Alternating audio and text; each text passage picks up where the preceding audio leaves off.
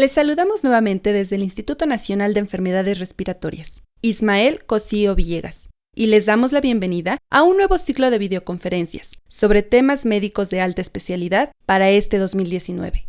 Tendremos como invitados a diferentes expertos con temas de mucho interés. Les recordamos que nos pueden hacer llegar sus dudas, sugerencias y comentarios vía correo electrónico a través de la cuenta canaliner@hotmail.com. El día de hoy contamos con la presencia del doctor Daniel Cardinali, director del Departamento de Docencia e Investigación de la Pontífica Universidad Católica Argentina, el cual nos expondrá del Premio Nobel de Medicina a la aplicación clínica, bases de la cronomedicina. A continuación, le cedemos la palabra. Buenos días, para mí es un gusto muy grande estar acá y compartir con mis colegas mexicanos y aquellos que hemos trabajado en esta realidad. Ciertamente nos ha resultado muy grato que este tema haya sido el tema de estos ritmos circadianos. Estos tres investigadores, Ian, Hall y Rosbath, que fueron biólogos básicos, a mi criterio ilustran de una manera muy evidente por qué reciben el premio Nobel. Porque en realidad ellos fueron investigadores en la mosca, los tres trabajaron en el mismo tema, y toda la vida han trabajado en esta expresión de genes que tienen una periodicidad de 24 horas y le da periodicidad de 24 horas al metabolismo completo del animal. No han hecho otra cosa, o por lo menos no ha sido demasiado evidente, pero han abierto el área a una importante aplicación y creo que eso, a mi criterio, genuinamente representa lo que es el premio Nobel, un hallazgo que abre áreas completamente nuevas en la investigación y sobre todo abre el área a una aplicación en la medicina que es la cronomedicina, que tiene una relevancia extraordinaria porque toca a toda el área de actividad médica y que no necesariamente se la respeta como corresponde todavía en una enseñanza de la medicina muy enfocada en la medicina de la vigilia y no en la medicina de la otra parte de nuestra vida, que es la medicina del sueño, con una relevancia extraordinariamente importante, que es lo que quisiera destacar acá. Lo que quiero tratar tiene que ver con las bases de la cronobiología, con la cronopatología, con la cronofarmacología y con lo que es su aplicación clínica directa en lo que podemos llamar la cronodisrupción que presentan todos nuestros pacientes. Y ese es un punto muy importante a entender. Aún el más leve estado interferente, una infección viral estacional, provoca en nosotros un cambio muy importante en nuestros ritmos circadianos. Tenemos un mal día y tenemos una mala noche, y esto está marcando que nuestro sistema fisiológico es altamente sensible a estas alteraciones ambientales, patológicas, etcétera, que tienen que ver con la cronodisrupción. Bien, las bases de la cronobiología. Es evidente que el día y la noche, que ha estado presente en el desarrollo de la vida 4.500 millones de años atrás, la Tierra rotaba sobre sí mismo y tenía un ambiente periódico de luz y oscuridad, ha sido incorporado en nuestros genes. Y además también la estacionalidad. Ha sido más difícil estudiar esto porque es fácil estudiar un ritmo circadiano por su periodicidad de cerca de 24 horas, pero los ritmos circanuales son mucho más dificultosos de estudiar. Este hecho no ha sido extraño en la historia de la medicina. Desde los escritos hipocráticos se habla de la importancia de prestar atención al contexto ecológico, día, noche, estación del año, etcétera, en el tratamiento de la metasincrasis de aquella época, que costaba justamente en regímenes higiénico-dietéticos que respetaba mucho esta organización de nuestra biología. Y por lo tanto se sabía muy bien que había una periodicidad, por ejemplo, en la apertura y cierre de las hojas de ciertas plantas. Incluso desde la época de las expediciones de Alejandro Magno se ha rescatado las primeras observaciones sobre esta periodicidad. Anaximandro fue el observador que, acompañando al ejército de Alejandro, observó esto, que se abren y cierran las hojas de las plantas en función de la luz ambiental. Pero claro, siempre se interpretó lo que la primera interpretación lógica parece darse. Lo que pasa es que la luz y la oscuridad escriben en nuestro organismo de alguna manera su presencia, y fue recién en el siglo XVIII con este matemático, astrónomo, muy conocido y muy influyente, y padre de la cronobiología, que le hizo un experimento que nadie había hecho: colocar a estas plantas en un ambiente cerrado, sin luz y sin noche, y verificar que se seguía produciendo la apertura de las hojas periódicamente. Y él dijo: hay un reloj dentro de las plantas. Por supuesto, fue, como siempre ocurre con esto, bien revolucionario, muy criticado, hasta que se comenzó a verificar primero en botánica, luego en biología y por último en el hombre la existencia de esto.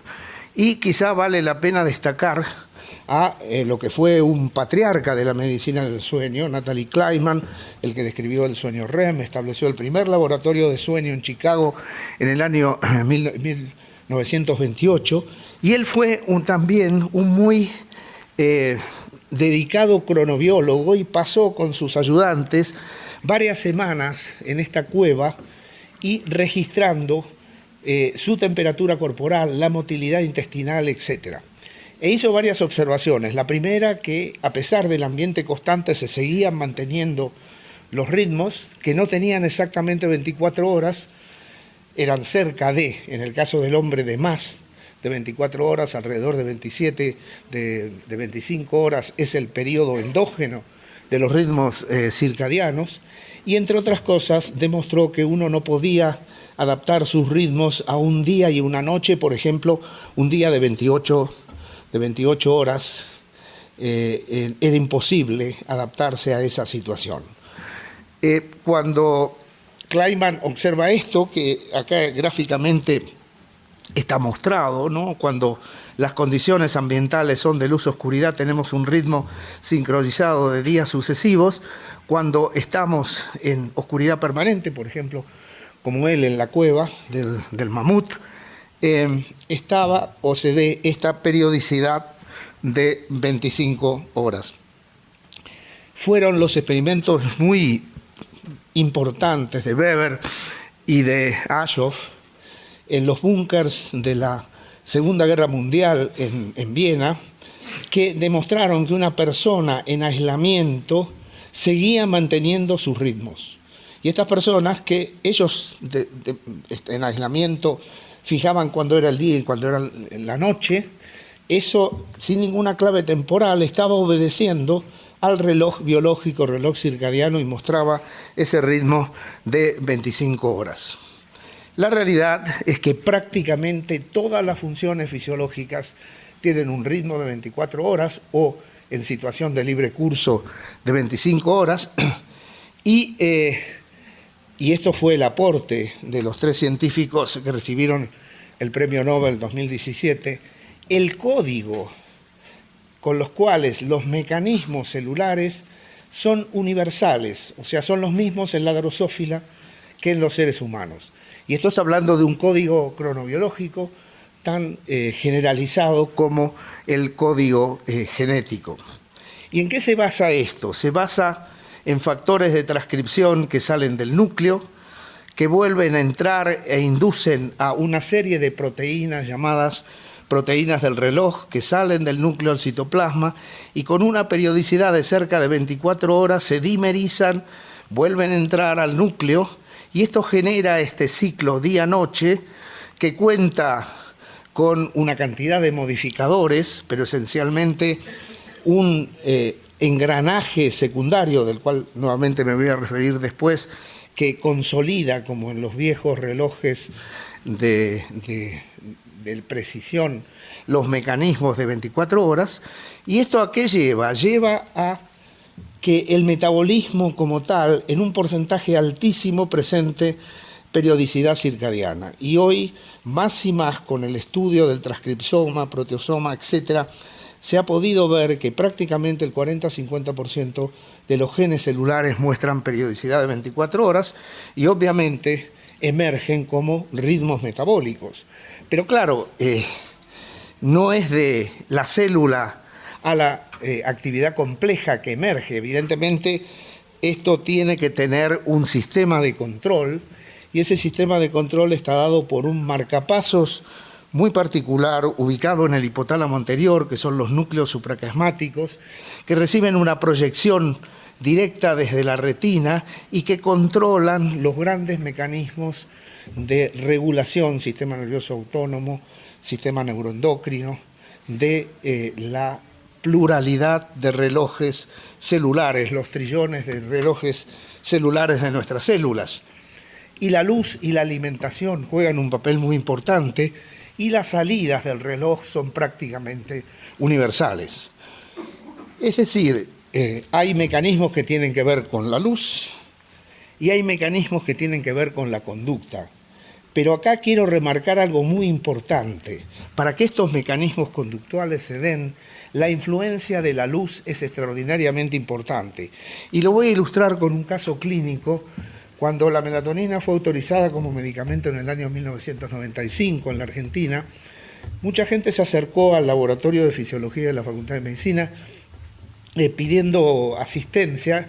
Uno de ellos fue una persona muy particular, un ingeniero de 53 años, que por un retinoblastoma bilateral tenía una enucleación completa de los globos oculares y que vivía con su familia. Y como era un ingeniero, llevaba registros de su ritmo de sueño y vigilia, y lo que él decía es que tenía un ritmo que se iba desfasando estando con su familia, de tal manera que en un momento dado la sincronización se transformaba en desincronización y luego volvía nuevamente a retomar la sincronización, dormía cuando dormía la familia, y esto se repetía con una periodicidad determinada. Este es el cuadro circadiano del sueño de ritmo diferente de 24 horas que en las personas con ambliopía existe y es realmente una situación muy relevante. Pero lo que yo quiero remarcar, y por qué traigo esto, es porque este ingeniero vivía con su familia,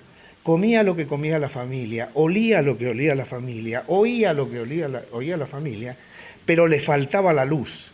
O sea que sin la luz ambiental, nuestros sincronizadores secundarios, que son importantes, los conductuales, etcétera, sin una periodicidad adecuada de la luz, serían insuficientes para mantener los ritmos circadianos. Y a este paciente lo tratamos con melatonina. Hoy la melatonina es el tratamiento universal para esto. ¿Y por qué? Porque la melatonina es un agente que recibe una información directa de los núcleos supraquiasmáticos. La glándula pineal secreta melatonina de manera periódica y esta secreción de melatonina periódica retroalimenta en el núcleo supraquiasmático y además ayuda a sincronizar los trillones de relojes periféricos. Por eso la melatonina es hoy por hoy el prototipo de un cronobiótico, o sea, aquel agente que es capaz de cambiar las fases de nuestro ritmo circadiano.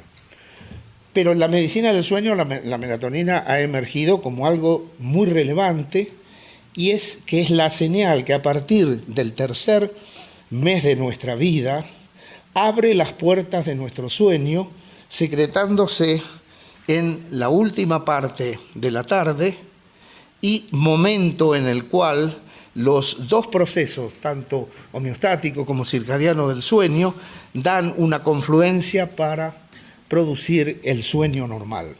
Entonces, esto lo sabemos hoy, la melatonina nos acompaña todos los días de nuestra vida a partir de los 3 meses de edad, con esta periodicidad, cambiando, evidentemente, en el adulto mayor tenemos mucho menos melatonina que lo que tenemos en un hombre joven.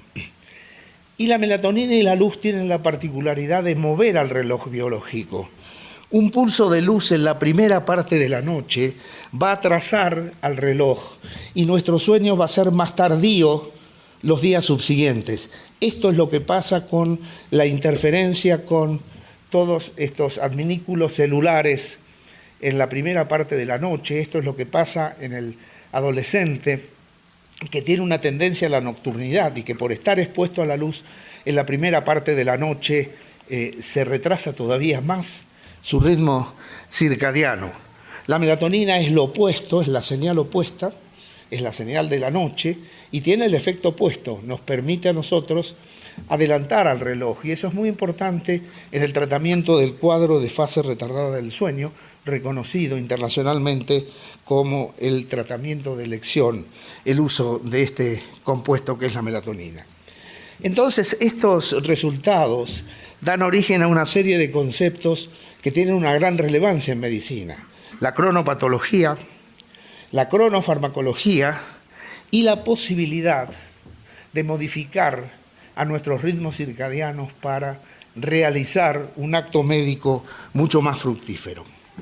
La cronopatología es algo muy interesante. El máximo para una gran cantidad de entidades patológicas se da alrededor de estos relojes de 24 horas, y esto ha sido reconocido, por ejemplo, en este trabajo muy interesante publicado hace 2 años por un grupo de cronobiólogos de Minnesota.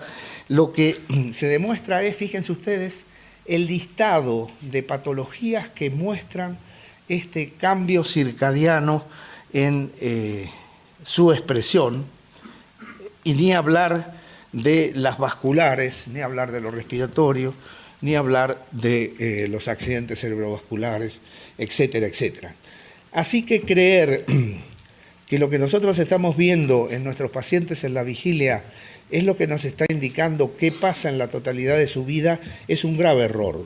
Tenemos que tener una muy importante conciencia que el monitoreo del sueño está dando una idea mucho más acabada de lo que pasa en el sueño con prácticamente todas estas patologías. Es decir, uno podría decir que la medicina del sueño interesa obviamente a los neumonólogos, pero que los dermatólogos no podrían, por ejemplo, dejar de prescindir de ello, porque de hecho muchas enfermedades dermatológicas, por ejemplo la psoriasis, tiene una clara estructura de 24 horas. Lo farmacológico, hace mucho que sabemos que un fármaco no tiene el mismo efecto en función de la hora del día. Y sin embargo seguimos recomendando 3 veces por día un comprimido de un medicamento sin tener en cuenta esto. Hace unos años un cronofarmacólogo francés, Vibres, llamó a esto la estupidez terapéutica de dar una dosis igual, fraccionada a lo largo de 24 horas en nuestros pacientes. Y prácticamente todos los medicamentos que utilizamos tienen un momento óptimo al cual debiéramos conocer, si queremos conocer de manera mucho más acabada el efecto de estos medicamentos.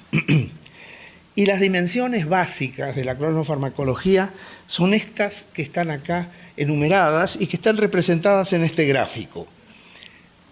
Un fármaco en circulación tiene una farmacocinética dependiente de la hora del día, esencialmente tanto de los mecanismos excretorios como de los mecanismos de inactivación y también de la absorción del fármaco. Un fármaco que está actuando sobre un tejido, aunque esté en la misma dosis, en momentos diferentes del día tiene efectos diferentes. Muchas veces se potencian efectos tóxicos y disminuyen los efectos terapéuticos. Y globalmente la idea de cronestesia es conocer qué pasa con nuestro fármaco y que lamentablemente en gran medida lo desconocemos. Por eso una primera conclusión es esta, ¿no? Las 3 dosis diarias iguales conlleva una cantidad de riesgos que son inaceptables para una práctica médica adecuada. La administración de un medicamento en dosis iguales no asegura una combinación de efectos deseados y no deseados iguales. es muy importante que nosotros conozcamos esta variación, y la concentración plasmática constante, elemento muy importante de argumento para las empresas farmacológicas, no representa un argumento válido de que ese fármaco va a tener el efecto deseado o no. Sin embargo, en muy pocos, todavía las autoridades de salud no exigen, más allá de las dosis letales 50 iniciales, el demostrar la cronofarmacología del fármaco. A las empresas no les interesa demasiado porque es vender menos medicamento, así que estamos en una situación que si el ciudadano consciente no reacciona, no vamos a salir de esta impasse. La cronodisrupción. Es evidente que nuestra sociedad altera nuestros ritmos circadianos. Hoy, en el hemisferio norte, ustedes no, pero en Estados Unidos el día de ahorro energético que se da ha abierto un debate muy interesante en estos días. Por ejemplo, en el Time Magazine, clarísimamente ese cambio de una hora, apenas una hora, es capaz de distorsionar nuestros ritmos circadianos, y hay una cantidad de indicadores sanitarios que revelan que aumenta el riesgo. Y esta realidad se da en un mundo que ha iluminado la noche de una forma absolutamente inesperada, ¿no es cierto? Y esta iluminación de la noche tiene un impacto muy directo en nuestro sueño. Estamos durmiendo aproximadamente 2 a 3 horas menos que antes de la invención de la lámpara eléctrica por Edison, y en estos últimos 40 años hemos perdido un 25% de nuestro sueño. Y si a esto le sumamos esta realidad de este mundo interconectado en el cual no sabemos en qué horario estamos ni con quién hablamos, que realmente ya nos ha llevado a una situación de comunicación absoluta e instantánea, esto atenta de una forma muy importante contra nuestro sueño. En realidad, hemos creado un medio ambiente mutado para el cual nuestra fisiología ya no sirve. Fíjense, es como la evolución al revés. O sea, nosotros hemos sido un éxito emergente en un mundo que tenía un día y una noche. Pero al modificar la noche de esta manera, hemos creado un mundo para el cual nuestra fisiología ya no tiene las respuestas que debiera tener. Y estas estadísticas en todos lados están indicando, por ejemplo, estas estadísticas indican que prácticamente estamos durmiendo alrededor de 6 a 7 horas, una gran parte de nuestra población, y eso es claramente insuficiente. ¿Y por qué es insuficiente? Porque esto lleva a un trastorno de los ritmos circadianos y a una inmensa cantidad de patologías que claramente se manifiestan en la clínica por esto que denominamos cronodisrupción. La luz en la noche, o como antes decía, el simple impacto de un proceso médico leve es capaz de alterar nuestros ritmos circadianos, de producir una mala vigilia y un mal sueño, y esto se corrige, muchas veces no se corrige con el tratamiento específico, sino que al tratamiento específico hay que agregar el tratamiento cronobiológico de recuperación. ¿Y qué es el tratamiento cronobiológico de recuperación? Si nosotros partimos de la base que la alteración del ritmo de luz, vigilia, conductual o cualquier enfermedad aguda o crónica está impactando en nuestro sistema circadiano, reduciendo la amplitud de nuestros ritmos circadianos, modificando la fase de ellos, el tratamiento específico de cualquier patología médica no conlleva la recuperación completa si no se acompaña de la recuperación del ritmo sueño-vigilia para tener la restauración ad integrum que estamos pretendiendo. Y esto se hace de manera muy simple cuando uno administra la luz en la mañana.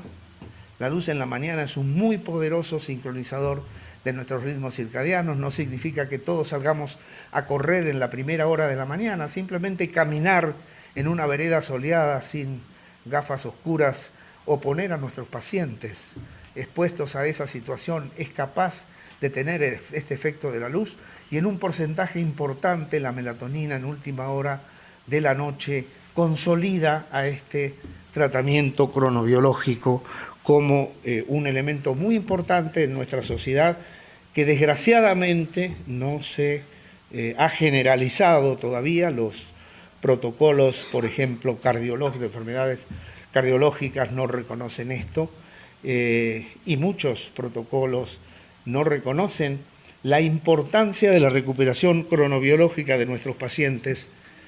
Y acá aparece el rol de la melatonina como cronobiótico. ¿Y por qué la melatonina es un cronobiótico? Porque la melatonina tiene receptores en la membrana y tiene receptores nucleares que tienen que ver con estos derivados del ácido retinoico. Está bien demostrado esto en el caso de la melatonina. Y estos derivados del ácido retinoico son los que dan este ciclo secundario que antes mostraba al reloj celular.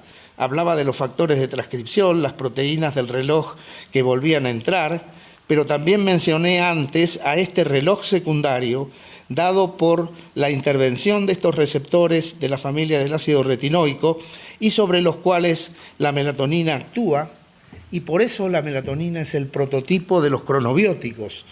Tenemos varias drogas que son capaces de afectar al reloj circadiano, pero la que homogéneamente ejerce su efecto de manera más directa es la melatonina. Y por eso en las enfermedades cronobiológicas del sueño, por ejemplo, las alteraciones circadianas del sueño, como vamos a ver enseguida, o por ejemplo el trastorno del sueño vinculado con el sueño REM, que es un anticipo de una sinucleinopatía de tanta importancia como la enfermedad de Parkinson. Hay en este momento varios consensos internacionales que hablan de la necesidad de dar melatonina en las primeras etapas para corregir el trastorno desde el punto de vista conductual del sueño. Esa persona actúa sus sueños con conductas violentas en el momento del sueño REM, pero además con ese aspecto de prevención de la sinucleinopatía que la hace de una extraordinaria importancia. Y acá aparece un debate que por lo menos en el sur está siendo bastante importante. La única melatonina reconocida como medicamento es una forma de liberación lenta, circadín, que la European Medicine Agency ha incorporado en el año 2007 como medicamento indicado para el tratamiento del insomnio en el geronte. Es una preparación de 2 miligramos de melatonina que reproduce los efectos de la melatonina endógena durante la noche. Esto se contrapone al efecto rápido fásico de la melatonina de liberación rápida. Y acá hay un debate muy grande porque cuando uno tiene trastornos circadianos del sueño, lo que necesita es golpear de una manera muy puntual un momento con la melatonina de liberación rápida, y los resultados que se obtienen con la liberación lenta son mucho menos satisfactorios. Así que este es un debate abierto, interesante, porque por otro lado, no sé si el circadín ya está en México, pero en el sur se lo reconoce como la forma admitida de administración de melatonina, con gran ventaja para la compañía, porque cuesta más o menos 5 veces más que la melatonina de liberación rápida, y con muchas dudas acerca de su aplicación. Bien,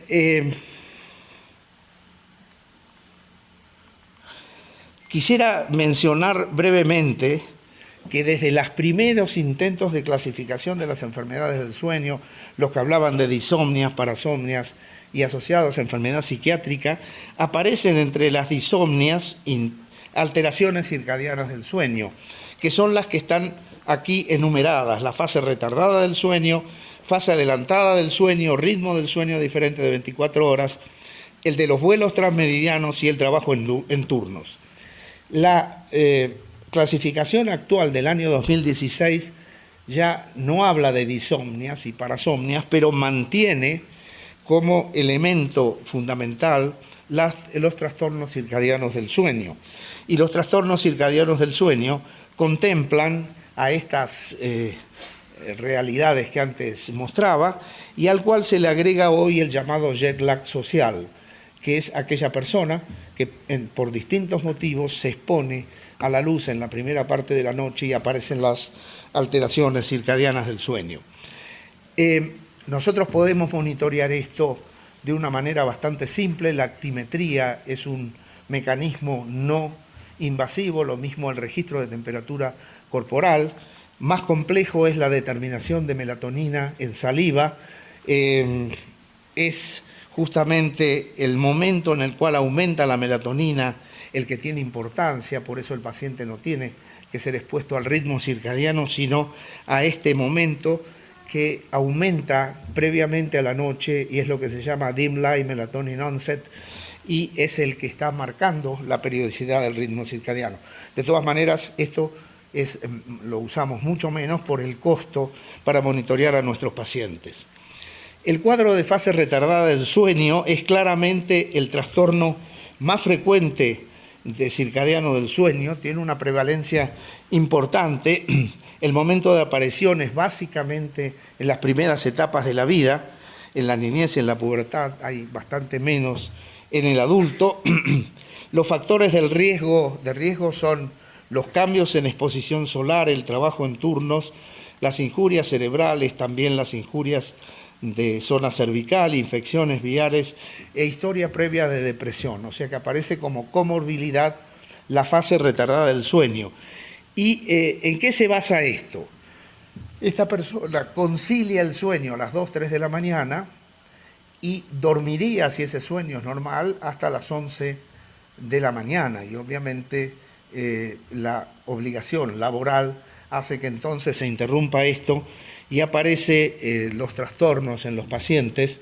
Y en el caso del tratamiento con respecto a esto hay coincidencia en que, si bien no está afectada la arquitectura del sueño, la somnolencia diurna lleva a un trastorno importante en este individuo, en su rendimiento, etc.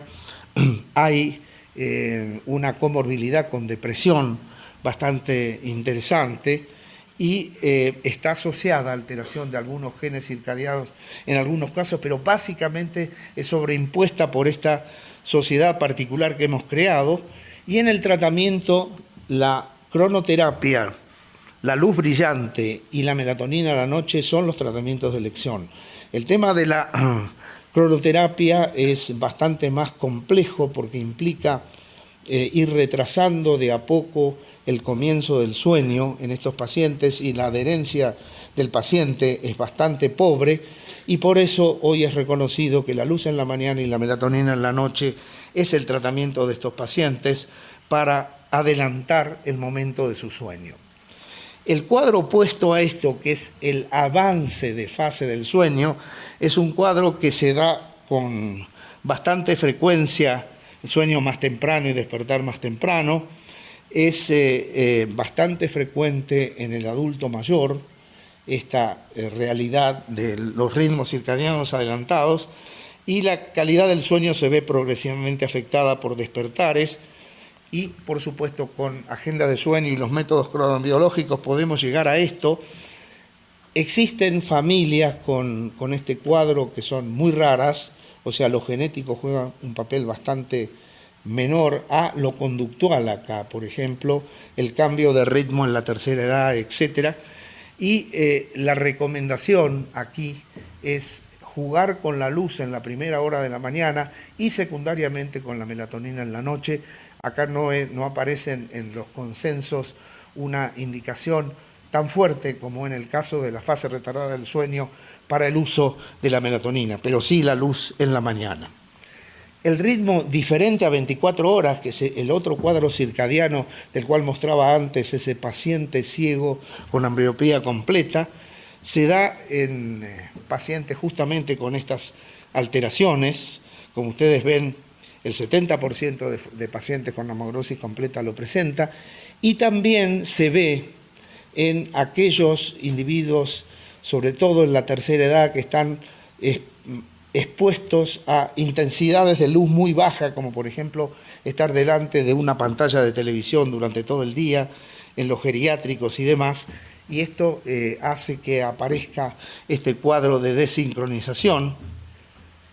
En el caso de los vuelos transmeridianos, existe también coincidencia en el tratamiento cronobiológico acá ¿Cómo se da esto? Y esto es interesante.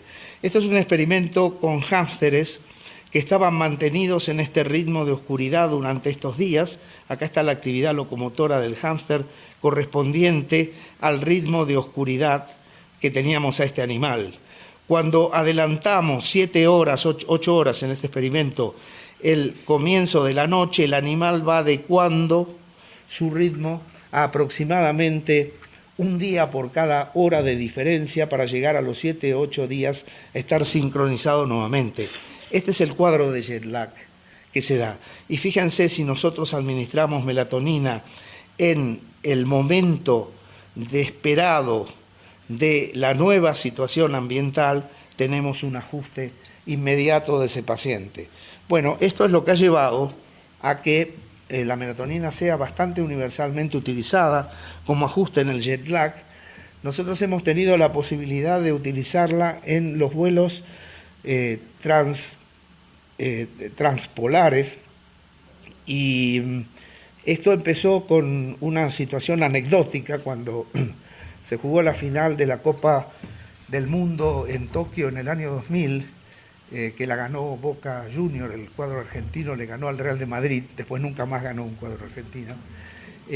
Lo que pasó fue que el cuadro argentino estaba muy bien sincronizado, porque nosotros estábamos detrás con melatonina desde el primer momento, detrás de los jugadores que con el cambio de 12 horas del ritmo circadiano, fíjense ustedes lo que ocurre, ¿no? Es decir, si uno toma la temperatura corporal, llevarlos a la situación de exactamente la noche se transforma en el día, hace que estos jugadores tuvieran que jugar en la noche biológica, cosa que fue lo que le pasó al Real de Madrid, que hizo estas prácticas.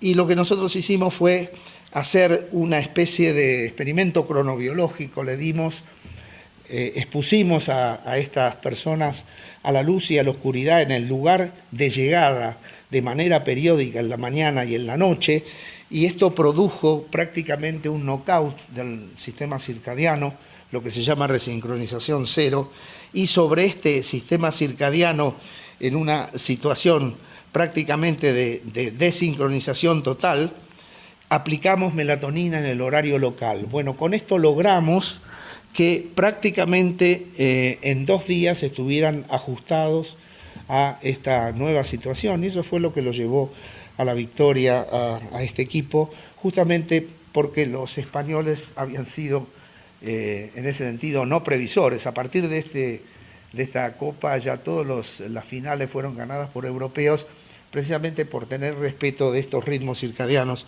que estoy mostrando acá.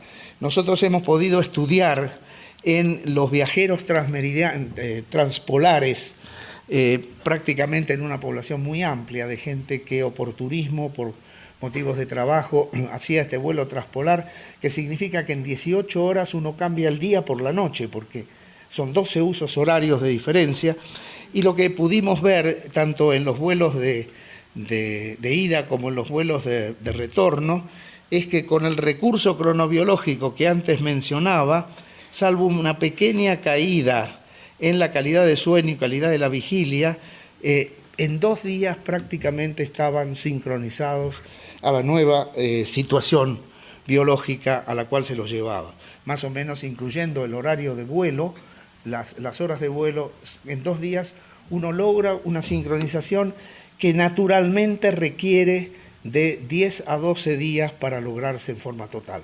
O sea que esto está indicando lo poderoso de esta manipulación cronobiológica. Bueno, quería terminar con algo que es muy característico de nuestra sociedad, que es el trabajador en turnos. El trabajador en turnos es, de alguna manera, el paradigma de esta realidad de privación del sueño.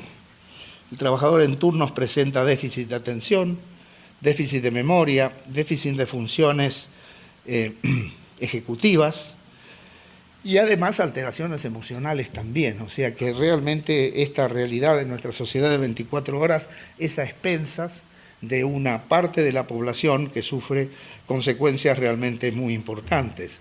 Entonces los grandes accidentes, por ejemplo, el Exxon Valdez o los accidentes de automovilismo, por ejemplo que hay un epitafio aquí que es bien demostrativo de lo que estaba pasando con esta persona que dormía plácidamente a 70 millas por hora en su auto. Este tema de los accidentes es un tema realmente muy importante, y el tema del trabajador en turnos, este es un cuadro de Berni, un pintor argentino, que en realidad él lo llamó los desocupados, ¿no? Que se refería en la década del 30 a la gran desocupación de ese momento. La demanda de trabajo en turnos es extraordinaria. Fíjense ustedes, prácticamente el 50% de las personas que hacen trabajo de seguridad catering están sometidas a alguna alteración de tipo de trabajo en turno, y hay grandes colectivos de trabajo incorporados a esto.